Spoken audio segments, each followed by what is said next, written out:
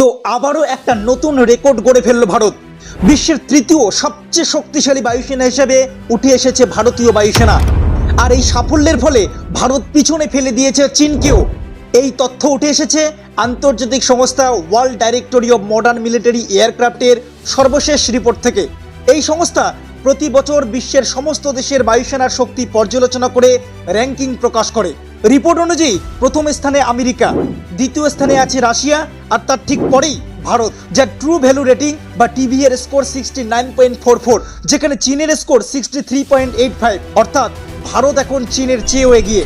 চীনের কাছে যদিও সংখ্যায় বেশি যুদ্ধ বিমান আছে, কিন্তু ভারতের বায়ুসেনা অনেক বেশি আধুনিক, প্রশিক্ষিত এবং যুদ্ধ প্রস্তুত। ভারতের মূল শক্তি হলো নিখুঁত ট্রেনিং, দ্রুত প্রতিক্রিয়া ক্ষমতা আর সঠিক লক্ষ্যভেদে আঘাত হানার দক্ষতা। এমনই এক নিখুঁত আঘাত দেখা গিয়েছিল সাম্প্রতিক অপারেশন সিন্দুরে, যেখানে ভারতীয় বায়ুসেনা পাকিস্তানের বিরুদ্ধে অসাধারণ সাফল্য দেখিয়েছিল। ডিজিএমও লেফটেন্যান্ট জেনারেল রাজীব ঘাই জানান, এই অভিযানে পাকিস্তানের 100-রও বেশি সৈন্য মারা যায় এবং কমপক্ষে 12টি যুদ্ধ বিমান ধ্বংস হয়। বিশেষজ্ঞদের মতে ভারতের বায়ুসেনা শুধু প্রযুক্তি নয়, পাইলটদের প্রশিক্ষণ, পরিকল্পনা আর 3 বাহিনীর মধ্যে সমন্বয়, এই কারণেই এতটা শক্তিশালী হয়ে উঠেছে। আর্মি, নেভি এবং এয়ারফোর্সের এই একযোগে কাজই যুদ্ধের সময় ভারতের আসল সম্পদ।